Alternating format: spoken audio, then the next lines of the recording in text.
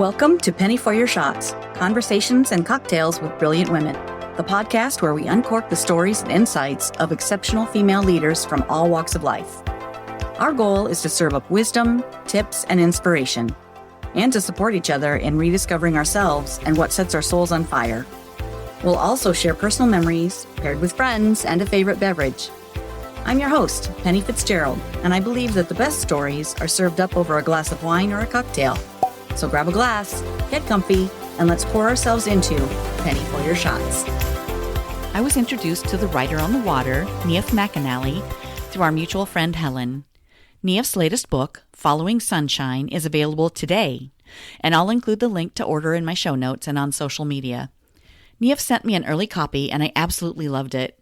I felt like I was on a trip around the globe to some of the most beautiful places on earth. It's a great read that not only is of a physical journey, but also of self-discovery and personal growth. So many of my guests and students learn and share how being present in the moment is so important to living a fulfilled life. Saying yes to opportunities and not putting off your dreams, regardless of limiting beliefs, learning to ask a better question, and taking steps, even baby steps, towards your goal. These not only make life more fun, but also allow you to grow and serve more people. I'm grateful to share Niamh's journey with you and hope you love the book as much as I did. Check out the show notes to order your copy today. Here is Niamh McAnally. Good morning, Niamh. Hello, how are you? I'm good. How are you? Good to see you. Good to see you. Oh my goodness, look at your books behind you. That's beautiful. Yeah. Congratulations. Wow, so exciting. Thank you. Are you in sunny Southwest Florida in this moment? We're just back in Southwest Florida. We were traveling from Texas yesterday from our publisher's Author Fest. And so today we're back in Florida on the 12th. Then we're on publication day, which is fantastic. Lovely. Wow, that's exciting. Yeah. Yay. Yeah, really good. Very good. So it'll be available on Amazon, and I'll share that link with everyone. Perfect. And Yes. Yeah. Nice. Oh my gosh. I don't even know where to begin. Good oh my stuff. gosh. Well, okay, so I think I was pronouncing your name wrong initially. Okay. You get that a lot. Yeah. Think of your knee and say if. Niamh. Yeah. Niamh. Yeah. I was the first time we chatted, I had seen some of your videos or some of your interviews on YouTube. And Right. I think someone called you Niamh. So, Oh, yeah. Well, actually, technically they do in Ireland. They call me Niamh, and my mother used to call me that sometimes. And I just prefer the F sound. Yeah, but traditionally they can call you Niamh as well. Okay. Yeah. When you were in trouble, is that what she called you? That's exactly right. That's exactly right. Actually, she would go through the entire alphabet of the family of the kids' names me last, the way, and then she's running through the gauntlet, right? Oh, that's fun. Yeah. You knew. Oh, here, let's go. Here it comes. Yeah. Oh my goodness. Yeah. Okay, so you grew up in Ireland, Right? yes, and close to Dublin. Yes, just in Dublin. Yeah, in Dublin. Yeah. Lovely. Oh my gosh, yeah. So I read your book and I loved it. Absolutely lovely. I have so many thoughts running through my head. So I have interviewed so many amazing women, and a common thread has run through a lot of them, and the ones who are, well, everyone has found joy.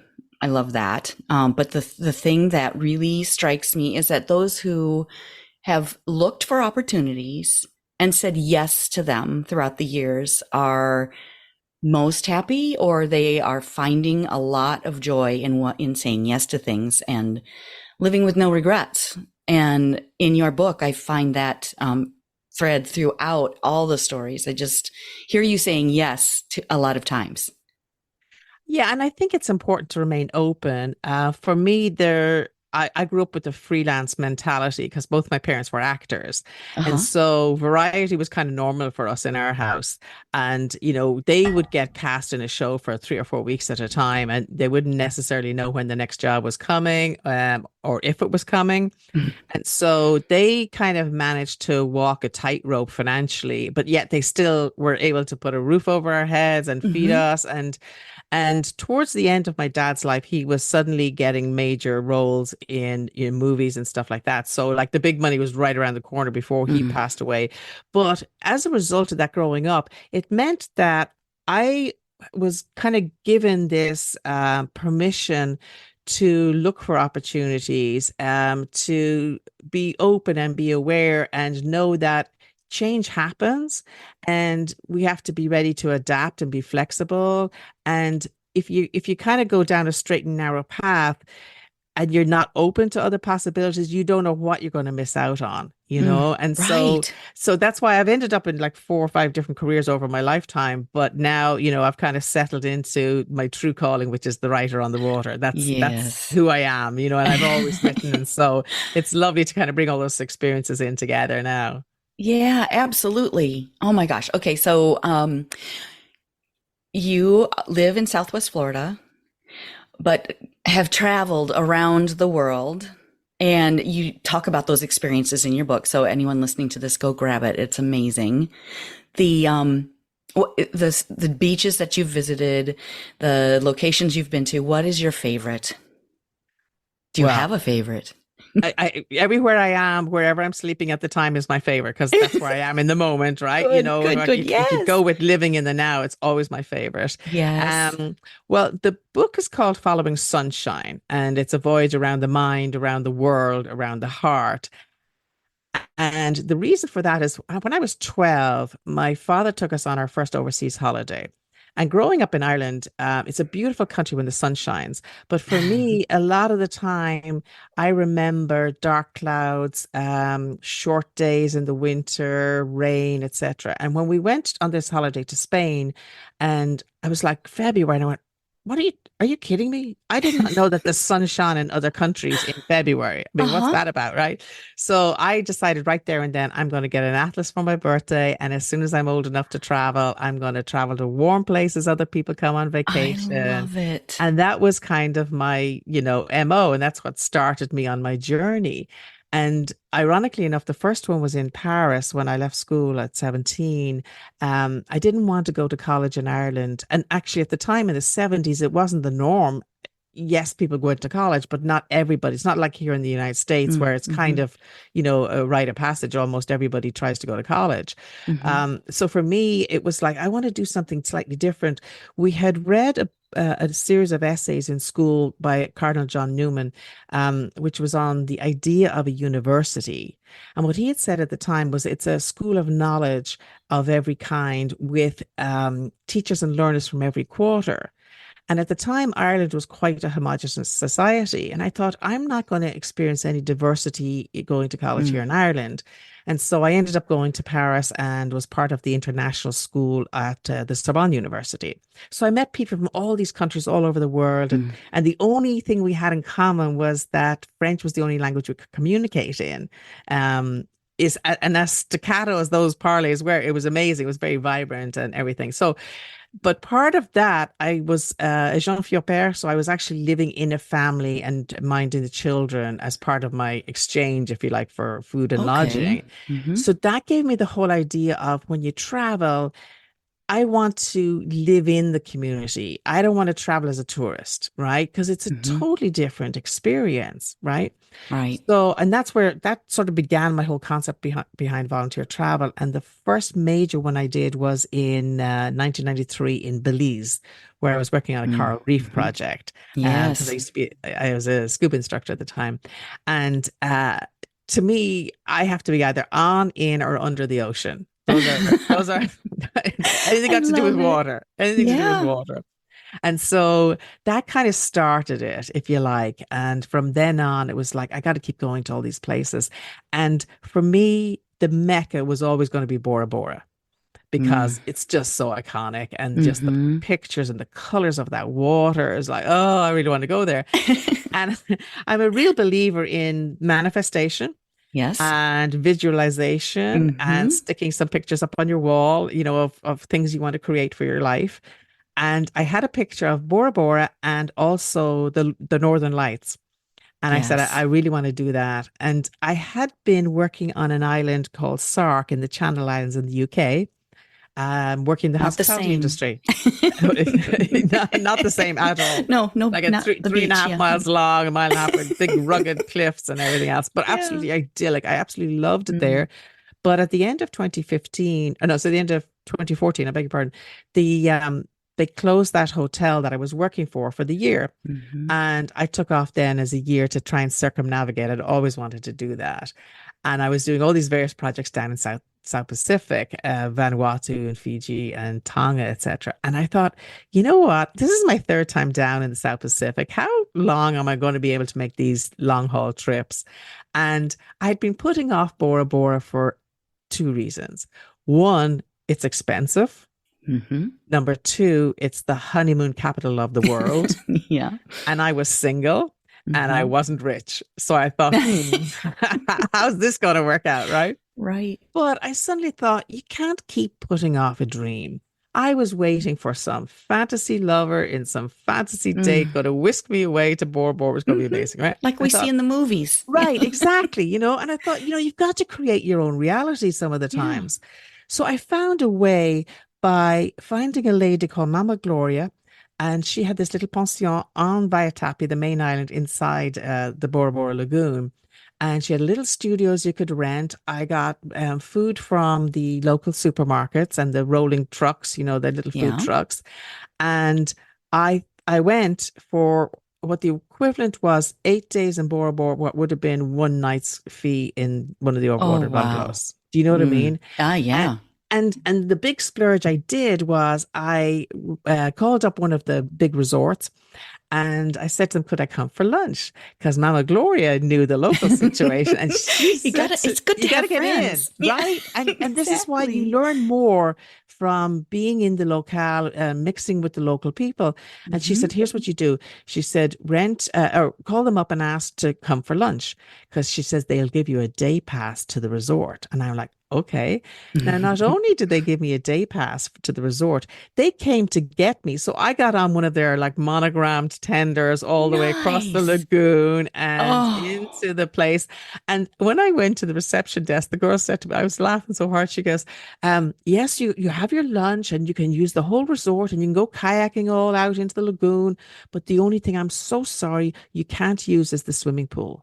It's reserved for our residents. And I was like, no problem. Have you seen the lagoon right past the thing? I mean, it's the biggest swimming pool in the world, Yes. So, and after it was over, so the funny part was I was on that beach, right? And I was having the lunch and I thought, Niamh, you could have missed out on this because of your fear of, walking on the beach with all these couples and you're single and it's going to rub it in, or you can't afford it. But here's the thing. I was on the beach. There was nobody there because guess what I've forgotten? All the honeymooners were back in their bungalows honeymooning, right? Oh my gosh. Yeah, you had it to yourself. Never put off a dream. Never put off a dream. Right. Yeah. Oh, that's such a good lesson. Yeah. Yeah. And that law of reception too, being able to receive it too. Because you talked in your book a little bit about self-sabotage and how fear holds us back, but our nervous system is trying to keep us safe, and how you worked through all of that. That's fascinating as well.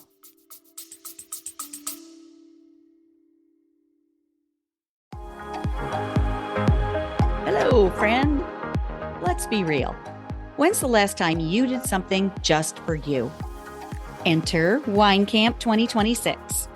We're talking wine tastings, fire pit chats, sunset dinner cruises, and zero cooking required.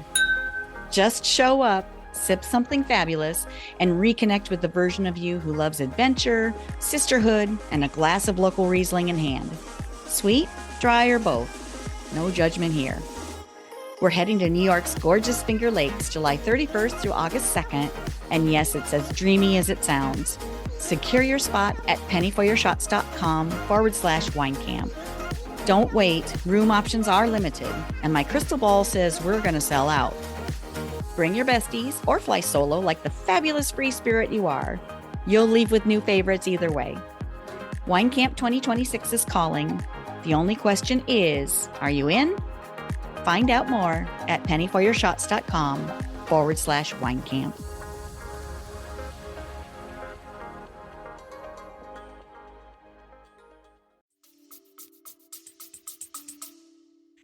Yeah, I think fear of the unknown is what cripples us Mm-hmm. from not embracing, and taking the courage to take that step. Yeah, it might not work out, but Mm-hmm. it might also work out, Right. What's and the worst that can happen? what's the worst that can happen? You can turn Yeah. around and change your mind, Right. and that's something for me that what I've learned in all my travels is that you might go in expecting A and come out with B instead. Right. You know what I mean? Mm-hmm. There was one trip I made, which was actually a side trip in Laos, and it was a 3 day triathlon kind of an adventure. It was one day cycling, one day hiking the mountain, and another day coming down the Mekong River by kayak. And I thought, yeah, I can do that. And I was mid to late 50s, I think, at the time. And there was two other people on this trip, and they were like school kids, like college age, Yeah. and it was grand. The bike riding was okay. But we got into the climbing part up the mountain, and I realized, you know what? No, you're way out of your depth in this one. Like I Yeah. literally couldn't do it. And the kids were like halfway up the mountain and I was like falling behind. And eventually, there was only because it was a small group, there was only one leader, and he sort of said, "Well, we can either cut it short to try to get to the homestay before dark, or I forget what the other option was. Oh, we could go up and over the hill," but he didn't think I could make it.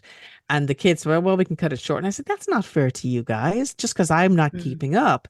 And I said to him, "Well, is there any other option? Because sometimes you just have to think outside, Right. what is in front of you." And I said, "Is there Mm-hmm. any other option?" And he said, "Well, normally when we have a bigger group, we have two guides and we could split up." And I went, "Oh, okay." So he picks up his phone in the middle of the jungle mountain, wherever we were. How he got any reception, I don't know. He makes a phone call, comes around to me, and he says, "If we get somebody to come get you," and I said, "Okay, that's great." He says, "But you have to pay him." I said, "That's fine," And so Mm-hmm. the others went up the mountain.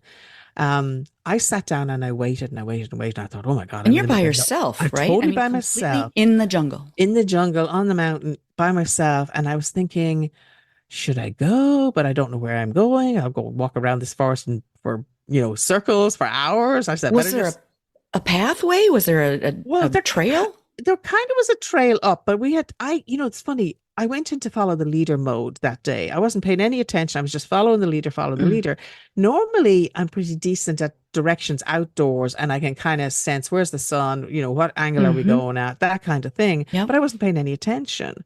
And so I thought, well, I better not wander around too much because I really don't know what I'm doing here. Mm-hmm. Sure enough, it was about 90 minutes later. This man appeared out of nowhere just in front of me, turned on his heels and walked away. And I went, is he my guide? Is he? Well, he's going somewhere, and He's where not I'm going at, home. he's not going home, right? He's in the middle of nowhere. And I thought, well, maybe I should follow him. I don't know. So Oh I thought, gosh. well, even if he's not my guide, he's going somewhere, and I'm Yeah. nowhere right now. So I Yeah. followed him anyway. But bottom line was, I got down to the river and I followed past, with him. And he had this guy was waiting with a boat. And I ended up going down on this section of the river that I never would have gone on. Mm. And there was like elephants, like just washing their backs in the middle of the river. There was the most Oh beautiful wow. scenery, like with the golden reeds up to the like purple mountains. And I thought, this is actually turning out to be plan B. It wasn't what I expected, but Mm-hmm. I'm actually being rewarded with, having faith to try something Mm-hmm. and then change direction when it didn't work out. Yeah. That's fantastic. And Yeah. there was a place in the book. I don't remember which country you were in, but you knew after day one that it didn't feel right, and you had the courage to say, "No, I'm changing paths here," and went, I think, on to the next thing. So, can you talk a little bit about that? Yeah, there was actually two times that happened to me. One was in Malaysia, and I was coming to volunteer for a family business that ran one of these sunset charter boats. And Yes. it was, they had guests come on and take them out for a sunset cruise. And because of my background in the hospitality industry and in restaurants and stuff like that, I used to teach food safety. And what I saw here was on the first day I arrived, they were making coleslaw. They told me, "Okay, make the coleslaw," and Oh then no. this guy with like a cigarette dangling from his mouth Oh and no. no gloves on his hands, sticking his hands into the mayonnaise, mixing up the cold. This is how you do it. And no, you're not allowed to wash your hands because we don't have water on the boat to do that, or we don't have Oh. enough. And I'm thinking, okay. And then I had to stay for that particular one because I just got off a plane having flown I don't know how many hours. And then the guests started eating these like shrimp and crab and all Oh this kind my of stuff God. in the beating heat. And then they wouldn't let Oh, me bring it down below after they went for a swim. They right. said, no, they're going to Oh. want to eat it again when they get back. And I'm like, holy smack, these guys are going to get food poisoning. And then Hmm. and then later, that's what the volunteers, they got to eat the leftovers. And I was so Oh, hungry and so thirsty. I said, I think I'll pass. yeah. And I went to sleep that night and I thought, you know what? This whole thing of the serenity prayer, God help give me the serenity to accept the things I cannot change, courage to Right. change the things I can, and the Uh-huh. wisdom to know the difference. And I was like, I could change these things if I was here over a long period of time. I'm Yeah. not. This was a shorter trip. It was only like 3 weeks. Um, Courage to change the things that I can, and then Hmm. accept the things I can't. And I knew I couldn't. And it's that fine line between knowing the wisdom of knowing the difference between Yeah. those two. And I suddenly thought, this is not right for me because I won't be able to follow their guidelines, let's say. But morally, I was kind of like, oh, I should stay. I said I was going to stay. And then ethically, I was saying I can't. Mm. So it was a bit of a war going on in my head. Yeah. And in the end, I Well, decided to step away. yeah. And that particular scenario or situation was not, I mean, you were doing this volunteer work around the world and helping other people. This was more of an exploitation, I believe. It felt very much like that to me reading it. That was my feeling too. And that was the other reason I thought it was best to walk away. Free labor for them. Right. I mean, it was a tried and true, like, hospitality business, right? Hmm. And for me, they did two things. One, they were abusing volunteers who were coming in the Hmm. spirit of cultural exchange and, helping out situations. But number two, by using volunteers, they were actually denying a local a job. Right. Who That could have been too. employing somebody else to actually Hmm. do the job, even if they were paying minimum wage or something, Hmm. So for all of those reasons, I chose to turn around and walk away. And I had been working a lot. I'd been working in hospitality, like, 16 hours a day, 6, 7 days a week sometimes. And, this was supposed to be like a 3 week vacation. And I thought, you know what? I'm actually going to give myself a little vacation now. And I completely changed tack and I ended up taking a ferry ride up to another island, which actually turned out to be in Thailand. And I went scuba diving Nice. for myself without having to teach and have students. And I actually Hmm. took some time to stand back and reflect before I kind of got back into full time again. Yeah.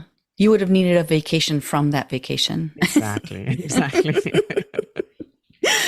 Oh my gosh. Yeah, there was another time when I think you were helping someone, trying to remember the exact scenario, but you were helping a family out, I believe, and you had to leave as well, or felt like you needed to leave. You made the choice to There go was on to the next thing. Yeah, well, there was one in Vietnam where Yes. I was supposed to be teaching English to students, and they had a ton of volunteers, in fairness. And somebody had told me, you're going to love Vietnam, you're going to Right. love the atmosphere in Hanoi and everything else. And I was thinking, one lesson I learned there, when somebody gives you a recommendation, you got to consider the source. What are their tastes? What are they into? And so this Mhm. girl said to me, oh, because she was a big traveler. She says, you're going to love it. And it's so atmospheric. You got to go into the old quarter. You got to go downtown. And I went, okay. I got there. And for me, it was an aural nightmare. The screeching of the horns and the hooters and the bells and the noise. I couldn't Hmm. handle the Constant, noise. right? Just constant Hmm. noise. I just couldn't stay. I literally couldn't stay. It was doing my head in. Hmm. And somebody said to me later on, they said, you might have is it like a more sensitive personality? Like I know one time I was looking at getting a house and it was near one of these power lines Oh, and yeah. I just couldn't. I You literally feel would it. I just felt it, you know.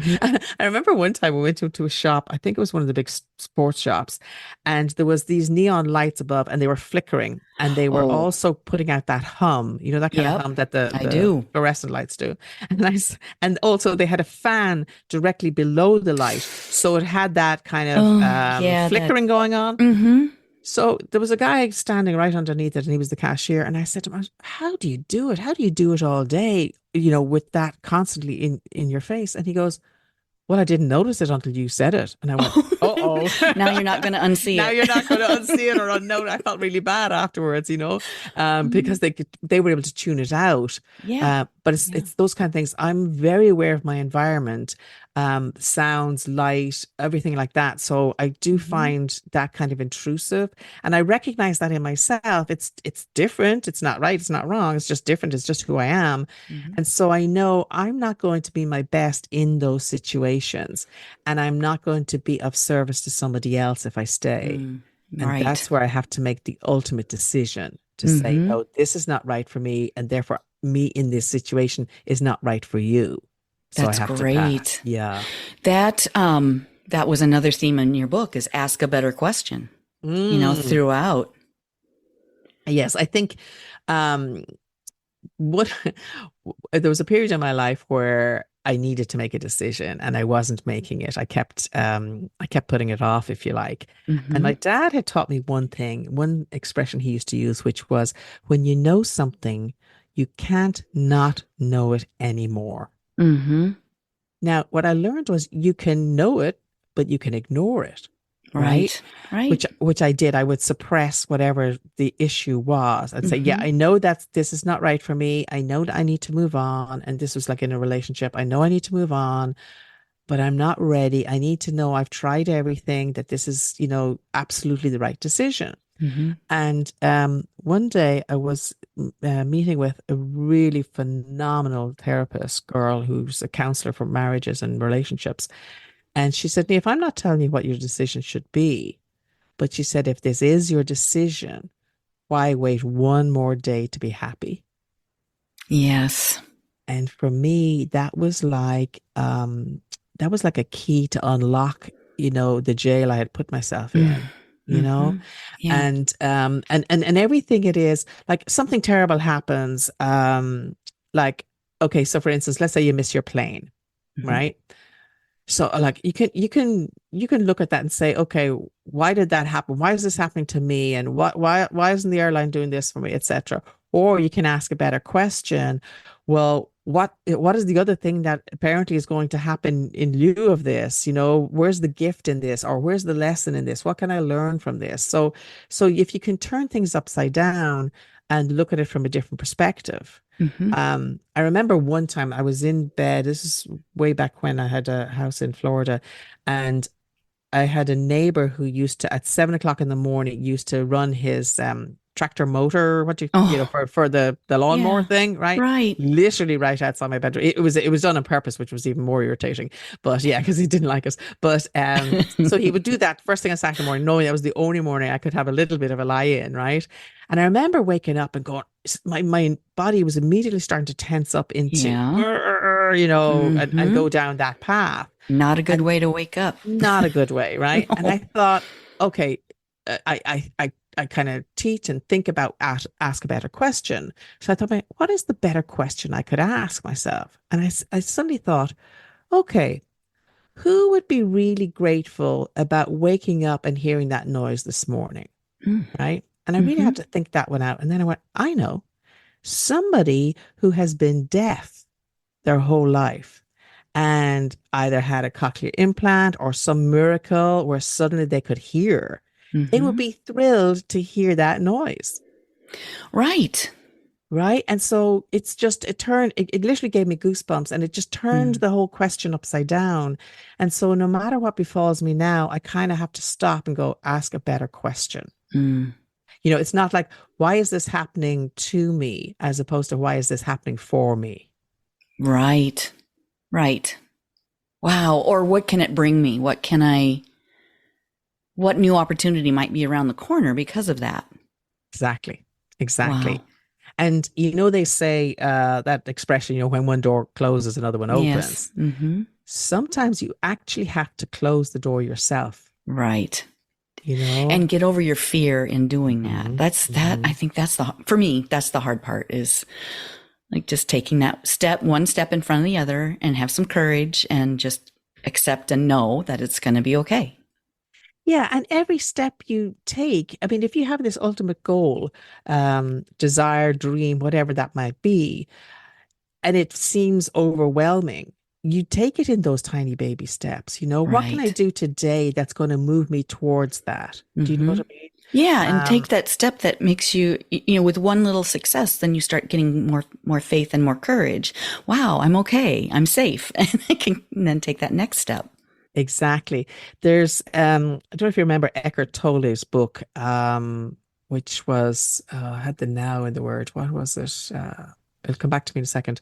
But I remember specifically chapter 3 about living in the now. Mm. And I've taken that very much on board. And one time I was going for a skydive in Texas, believe it or not. And I had parachuted as a younger person in Ireland, where a static line. You were tied to the plane, and you Yeah. jumped out of the plane, and then after 3 seconds, the canopy opened for you, and Okay. you came down. Excuse me. But this time it was skydiving tandem. So it was going to be like a 40-second Okay. free fall, etc. And I'd never done that before. And I thought, I'm going to test this theory out and see about living in the now. Can you really, truly live in the moment and not get fearful about that moment when you're standing, in the doorway of a plane? So I started the process when we went into the hangar and they told us to put on the jumpsuit. Mm-hmm. And this is like moments before we're going in the plane, before the jump. And I'm thinking, okay, if I'm living in the moment, right now I am putting on a jumpsuit. I've put on clothes before. There's nothing scary about putting on clothes, right? That's fine. Well, yes, unless like they really A, don't fit, or B, they're super ugly or something. Yeah, right, But, right. but you know what I mean. So I'm putting on the jumpsuit, and then we start walking. They say, okay, guys, it's time. And we started walking out towards the plane. And then, which would normally where you would be thinking you're going to get super anxious, right? And then I went, Mm-hmm. I am walking towards a plane. I have done that on countless times. I've flown all over the world. That is not an issue. And now I'm walking up the steps of the plane. Yes, I've done that. Sometimes at this jet bridge. Sometimes you're walking across the tarmac and you're going up the plane. Now I'm in a plane and the plane is taking off. Now, granted, there isn't a door on the plane, so that is slightly different. Or if it is, it's open, right? Yeah. and then that moment where it's like, okay, the engine, they put the engine to a stall, and then you're in the gateway or the doorway of the plane. I'm thinking, well, I got somebody tied on my back who knows what he's doing, so that's pretty cool, right? And then the jump, and that 40 seconds of free fall, in those 40-second moments, which was a long time, by the way, It would be. you're still in the now. You haven't bumped into anything. You're in the air. Nothing is Yeah. hurting you. And Yeah. really the only moment of any concern per se is, although I'm sure there's skydivers out there tell me, no, there's lots of other moments, but the real moment is that impact with the earth. Like, are you going to land correctly? Right. Mm-hmm. And then we landed correctly. Thank you very much. And walked away, and it was that process of staying in the actual moment, second by second by second. Uh-huh. And it worked.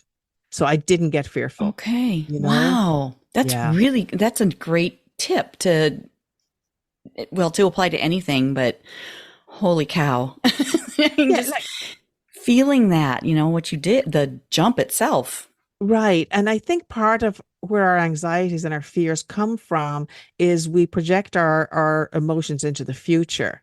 And we start thinking about, oh, what if this happens? What if that happens? What if I fail? What if I succeed? Sometimes that's a big fear too for people, to succeed. So we can definitely take everything from the past, because it's the combination of who we are and our experiences makes up who we are today. But at the same time, we only are who we are today. And what happens in the future is totally in the unknown. And we can replace fear with excitement. And I think that's a big difference. Right. For sure. So specifically, when you were up there and jumping out of that plane, do you remember looking around the landscape? What did you see? um green, like basically down, just It's like kind of the land coming, it feels like the land is coming up to meet you, okay. even though you don't get that sensation of falling. Now mind you, I do have a photograph of it somewhere, and my face looks like Miss Piggy, because your your face is like your cheeks are around the other side of your ears or something, you know what I mean? It's The not a good wind. look, it's not a good look. Yeah. Wow. Wow. And then I'm thinking, in other regions of the world, there's maybe more to look at. You might be seeing mountains, or you might be, I remember zip lining in Costa Rica, and we were up so high, and in the mountains, and I looked to the side and could see the sea, and it was so beautiful. That's beautiful. It That's was gorgeous. amazing. Yeah. Yeah, Yeah. I yeah. remember the guy at the other end, so we're from, one tree to the next, and they were teaching us how to do it. I'd never done it before. And he says, okay, it's like taco, not burrito. When you're holding hold on to the line loosely, so that you can still keep going. Well, he goes, no, taco, not burrito, no burrito. That's He's brilliant. stopping myself so I could look at the ocean, but Yeah. he didn't want to have to come and get me, which would have happened had I kept, holding on to that Hold on line. too tight. Yeah, yeah. And that's a really good metaphor, because sometimes we do hold on too tight to things, Right. don't we? Yes. Yeah. Yep. Because we want to control the outcome, and that's really not up to us. Right. The Yeah. only thing I've learned now is the only thing I can control is my reaction to things Yeah. and how I feel about things and my emotions. That's the only thing I'm in charge of. Everybody else is in charge of everything else. Right. Right. And the timing too. I mean, a lot of us, I feel like, the older I get, the more I realize this, that you can't control it, and the timing is none of your business. So, you may want this thing really badly, and you may take steps toward it. But you have to, wait on the timing. Yeah, and the other part of it too, I think, is that it doesn't necessarily come in the package you were expecting. Right.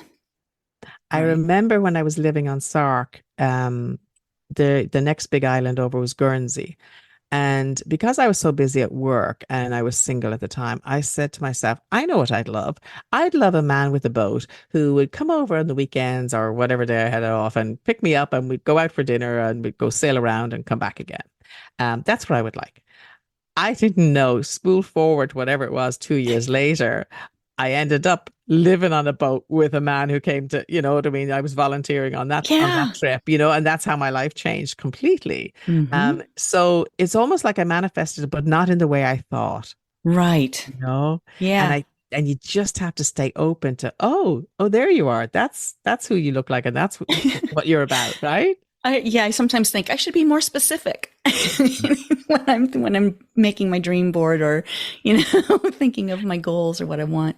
I think you're right to a point. I think you have to be somewhat specific, but not to the point where you will rule out other things that might show up, or you miss things. What I mean? Yeah, absolutely. Yeah. I remember one person talking about, oh, what I really want in my life, I want a man in my life. And then she realized, no, I need to be more specific. I need a kind man in my life. Right. Do you know what I mean? Because absolutely. Yeah. So yeah, you definitely have to have some specifics into the equation, I think. Yeah. Yeah, exactly. And, be taking those steps to move toward it. Right. Yeah. And let those doors open as you go. Yeah. Yeah. There was something else in your book the pictures. You reference a lot of photography in your book.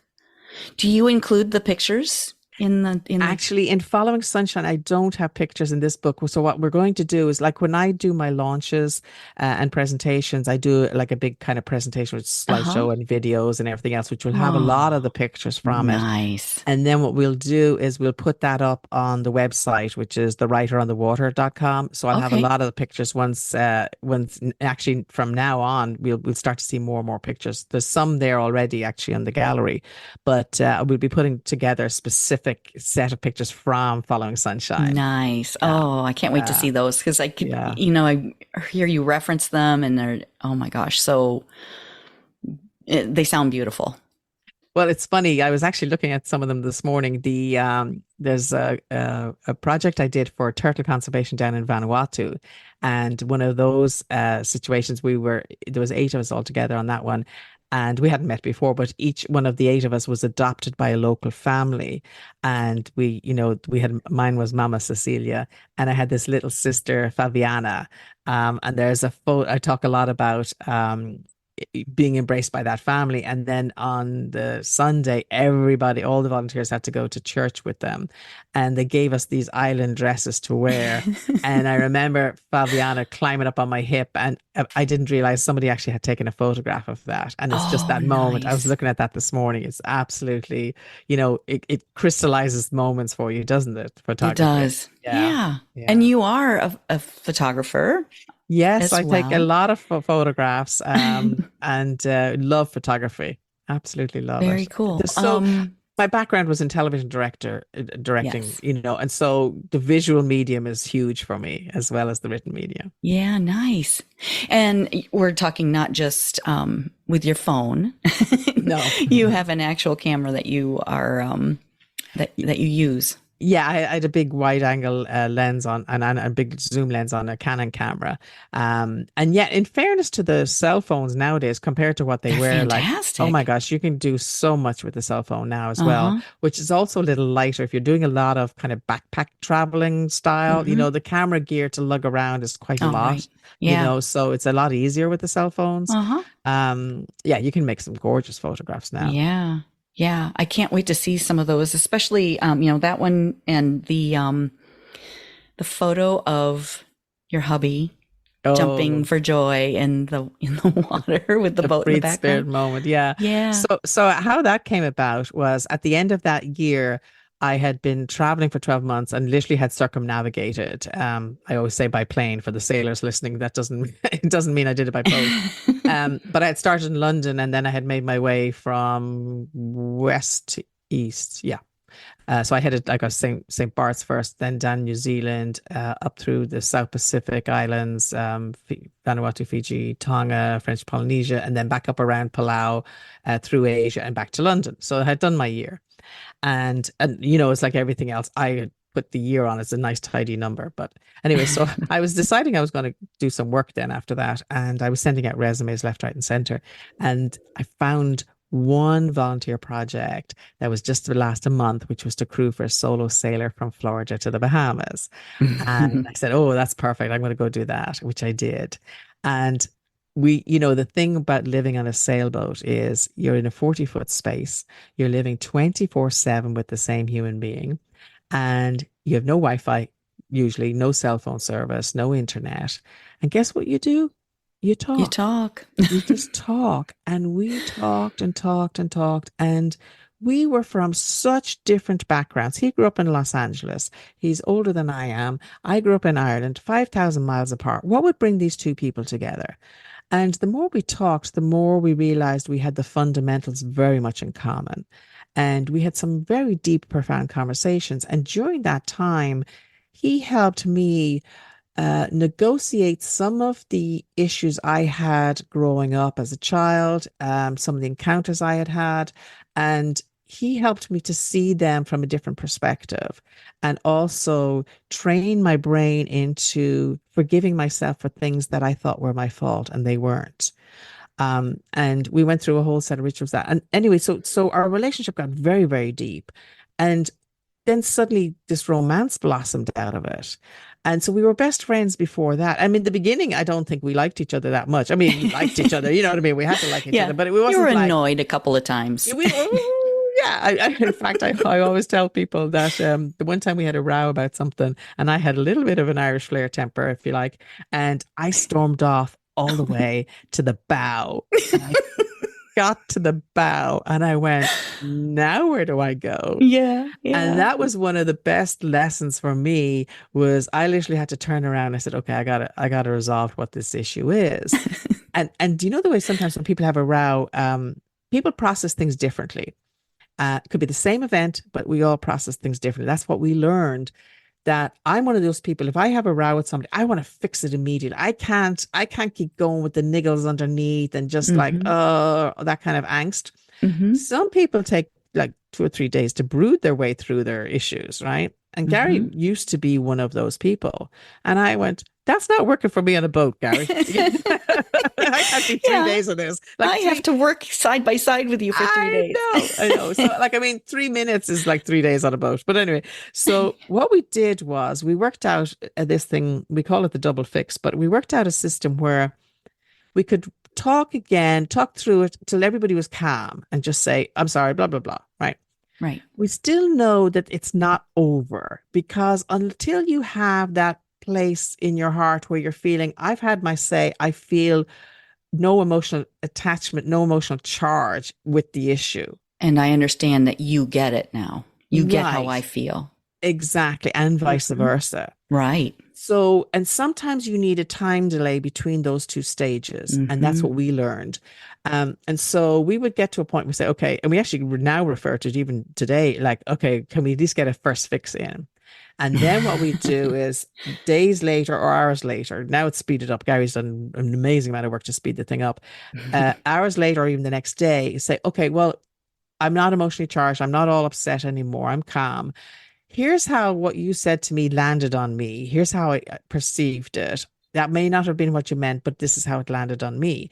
And sometimes we learned some of these things can be just trigger words, right. you know, and we also learned that just because we both speak English doesn't mean we both speak the same language. Right. And same culture. Our cultures are very different, American versus Irish. And what growing up for me in Ireland, we had this kind of roundabout way of saying something. And for instance, this particular argument was we were going into dock and he wanted to get fuel. He said we should go in and dock. And I was thinking we shouldn't, because the wind is blowing, there's a catamaran in the way, all things is going to go crazy. And we weren't great at docking at that point, because I think it's the two hardest things in boating is docking and undocking. Anyway, and it went badly. And afterwards I said to him, I said, do we really need fuel? And he says, well, we should always top up, even though we have plenty. And I turned around to him and I said, afterwards, I told you we shouldn't have gone in. I said it was too windy. I said this, I said that. And he goes, no, you didn't. You asked, do we really need fuel? And that's when I realized he's right. You know? Dang it. Exactly. That was the annoying part. So that's when we had to fix that up. But anyway, so once we got to that stage, we came to this part. We said, okay, this is the second fix. From now on, I'm going to speak more directly. I'm going to do my best to unlearn what I've learned over the years in this Irish roundabout way of speaking. And maybe it's not fair to say Irish, but you know, it's the way I've been raised. And he's going to be more open to saying, well, what is your opinion before we do X, Y, Z? You know, and nice. so from that, then we says, okay, that's the double fix. And interestingly enough, we never then came across that same version of an argument once we had resolved it. Nice. Right. And I think what happens if you just go, oh, okay, I'm sorry, and move on and not really get underneath the layers of it, you don't ever get to that another version of that same argument will show up again until you get it. Right. Wow. That's really wise. And like sometimes it could be something like, oh yeah, well, you're loading the dishwasher the wrong way because you're supposed to do it. And then they suddenly go, well, you never liked my mother anyway. And you go, where did that come from? What? Right? And again, you know, there's trigger words. Like I'll give you an example. In Ireland, if you say, would you like a cup of tea? The answer might be, I don't mind. You know, I don't mind if I do or don't. Gary would say things like, I don't care. Well, to me, I don't care was much more like, I really don't care. Like, you know, it meant something different. Whereas, so it was just language differences, right? You know, words and some words for me are triggers and some words for him are triggers, you know, and now I recognize that that's what that is. That's all it is. It's just a trigger word from something back in the past. That had nothing to do with what's in front of you. Yeah, but interestingly enough, what it does is it brings it up to you and say, okay, maybe this is something in your past you haven't resolved. Right. You know, maybe that's something I need to look at. Yeah. Again, very wise. Well, when we get this age, if we haven't come up with some wisdom. We've learned a couple of things. Yeah, exactly. Wow, that's great. Okay, so Niamh, I have to ask you, Every episode I ask my guests what is their favorite adult beverage, and some of my guests don't drink, so that's okay too. But what do you like to drink, and what memories can you share over a nice beverage? My favorite beverage is wine and Yes. champagne. Those would be my two. You are my Yes. girl. Yes, I'm not saying it just because it's you. No, no, they are my two favorite. When I was a kid, growing up, in the pubs, I had beer in the beginning, but I never drink beer anymore. And I'm not a big one for spirits, but it's wine and bubbles Yeah. will be my two. And do you know what? One time I learned about what it means to me is, why do I find a glass of wine at sunset or Mm. in a very ambient, mood lit, fine dining experience? Why do I find that so romantic? Because people ask me, why do you like wine? And I eventually figured it out. There was one night after a show, we had done a first night in the Abbey Theatre where I worked back in Ireland. And we went out for dinner to one of the theatrical kind of restaurants. And I was wearing some kind of a red outfit. And behind me was a black and white striped banquette, if you like. And the person opposite me was the scenic artist. And I was drinking a glass of red wine, and there was a candle in front of it. And I picked it up, and just in that moment, the candle light like illuminated through the glass of wine. And he across the way, he said, I could paint you right now. And it was just that imagery. And that I realized that is the romantic image I have. And I think you could have the most beautiful glass of wine. I mean, obviously, your stuff with wine, but you could have the most amazing glass of wine, and you could be sitting in a cafeteria with fluorescent lights, and it would just lose the magic, and vice versa. You could have a less than fantastic glass of wine in the most beautiful ambient lighting, and it would seem more magical, and taste better. Yeah. That's true. And the other thing too, though, like you were saying earlier, you can look for the opportunity there. So maybe it's a Tuesday and you're in a cafeteria. Well, that's true. That is true. And you can I feel like wine can be celebratory, and especially bubbles. Oh yeah. Oh yeah. Love bubbles. Absolutely. But yeah, you can use it to elevate any moment. Mm-hmm. Absolutely. Just celebrate the now, celebrate the current moment right in front of you. Absolutely. Yeah.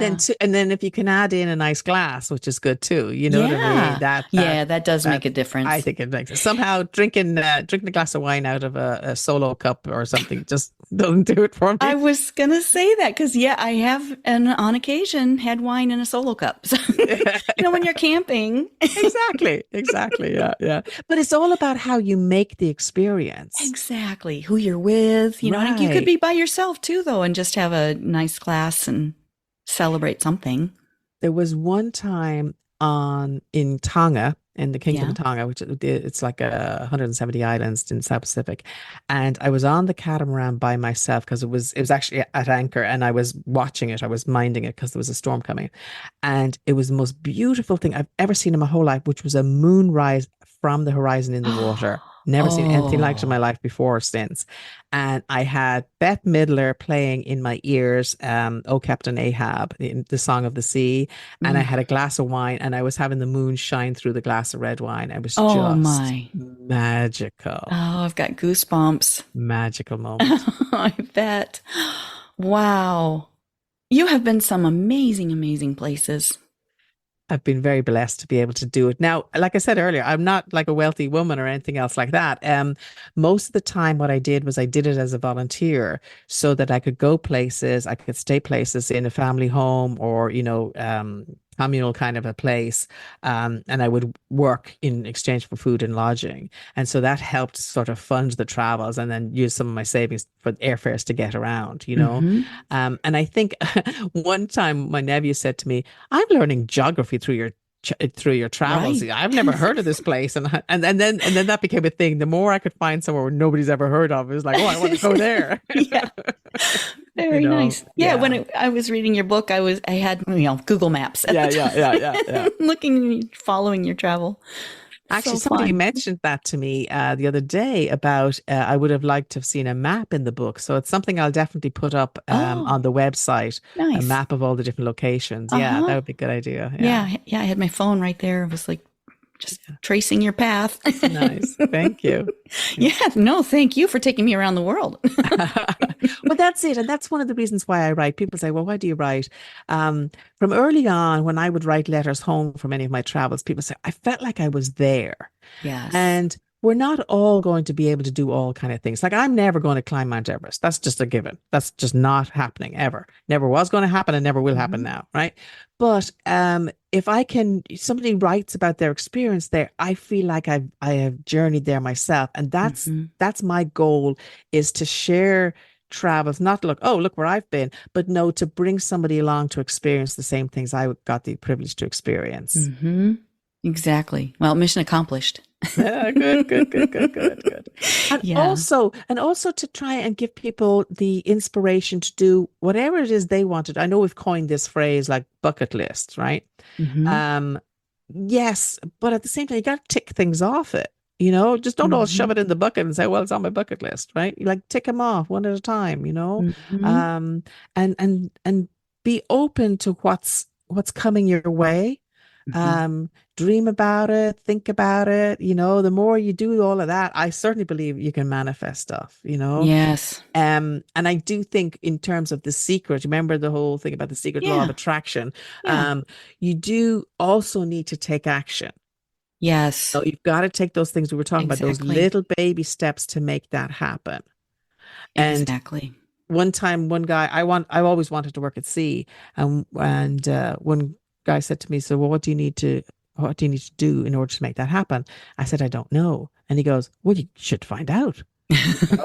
And makes sense. I found out, and one of the things was a particular safety course for seafarers and mariners and that kind of thing, which was a prerequisite to get onto the yachting industry, like the mega yachts, and get work on those boats. And so I did it, but unfortunately at the time I was a little old. They didn't like older people. They like the young people. I couldn't get hired. The guy said, what's wrong with you? You're over 20. And I said, oh, yeah. And he says, and number 2, you're over 20. Oh, and by the way, number 3, you're over 20. I went, okay, I got the picture. Thank you. Yeah. But there was another opportunity. I didn't get to work on the mega yachts, but I ended up living and working on a sailboat for 6 years, cruising up and down the Caribbean and the Bahamas. Oh my gosh. Wow. You can consolation prize. Oh, yeah. Better than the original prize, let me tell you. Exactly. Much better. Yeah. Yeah. You never know. Yeah. Wow. That's great. Niamh, this has been so fun. I appreciate getting chatting with you.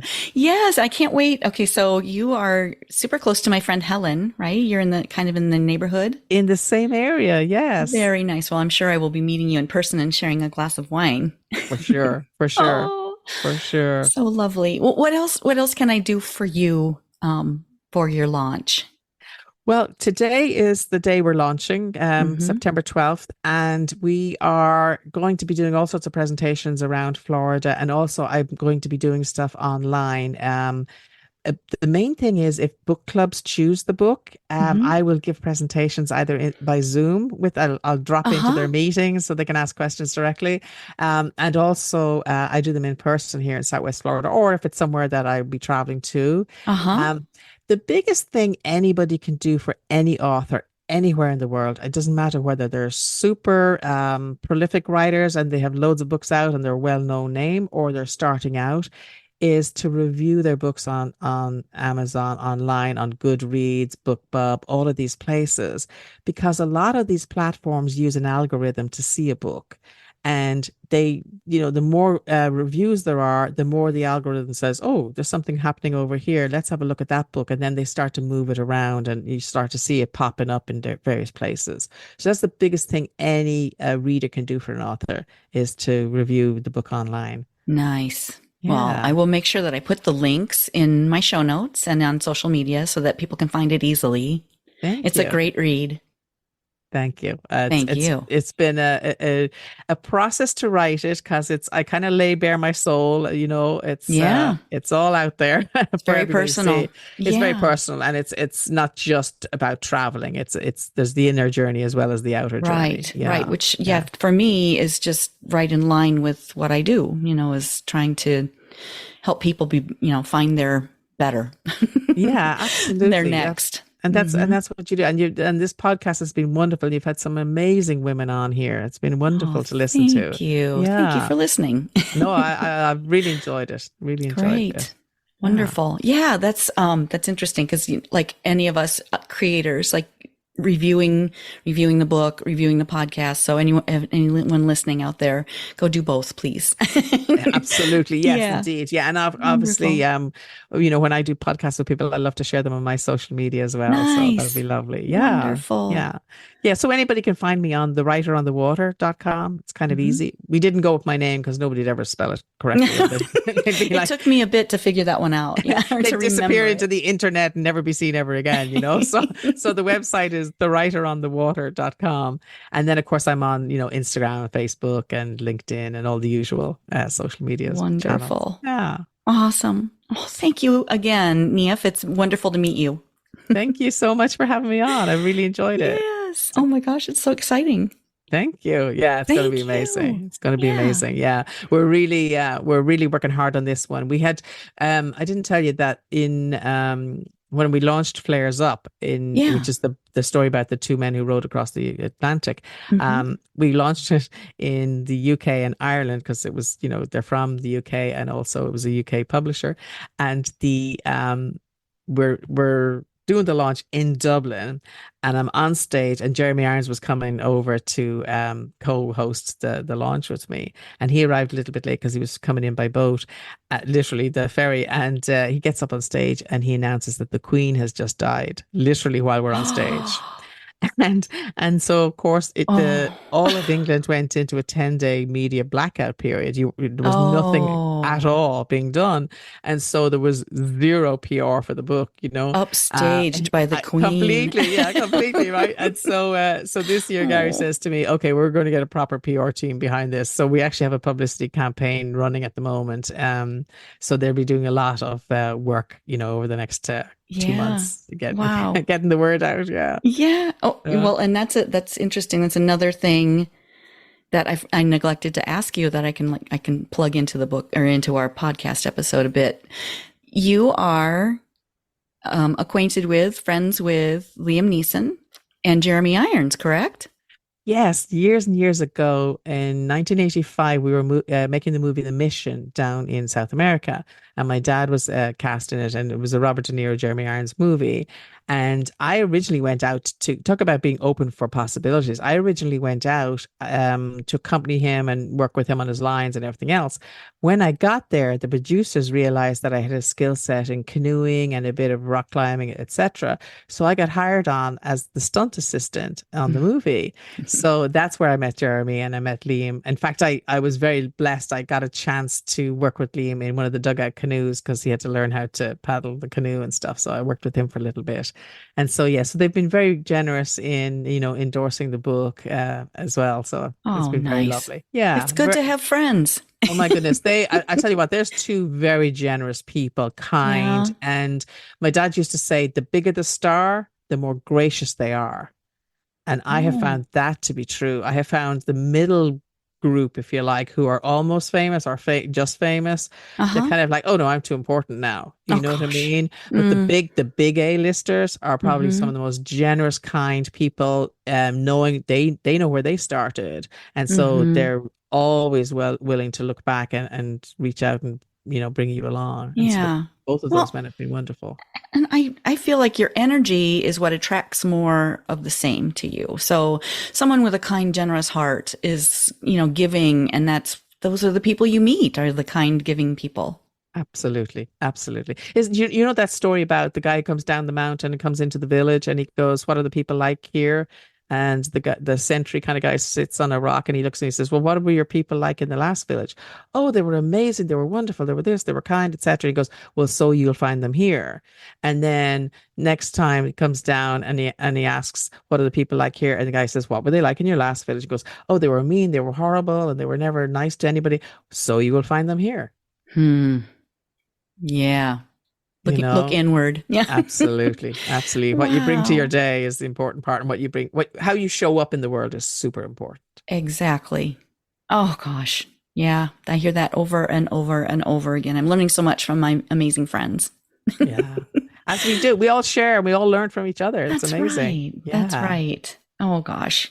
Okay. Well, Niamh, again, thank you so much for your time. Thank you for sharing all of your stories with us. And thank you for producing such a beautiful book.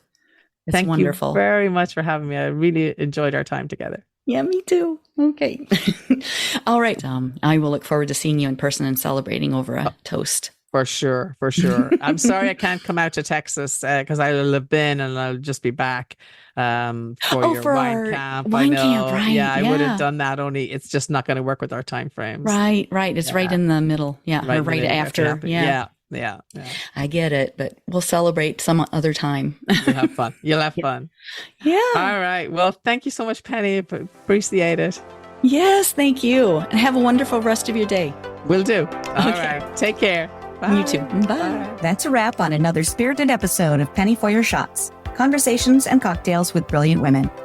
I hope you've enjoyed the intoxicating blend of wisdom, wit, and wonder that these incredible women bring to the table. Check out the show notes for links to resources referenced in today's episode. And remember to subscribe and raise a glass with me every Thirsty Thursday as we continue to serve up inspiration, celebrate resilience, and reignite the passions that set our souls on fire. If you've loved what you've heard, please share the podcast far and wide and leave a sparkling 5-star review to let me know your thoughts. It would also help tremendously if you would visit pennyforyourshots.com and subscribe to learn when new episodes are available and pick up my free recipe. In the meantime, remember that your story deserves to be served and savored. Cheers to your brilliance and of women everywhere. Until next time, keep sipping and experiencing life's extraordinary moments. This is Penny for Your Shots, signing off with a clink and a toast to us. Cheers.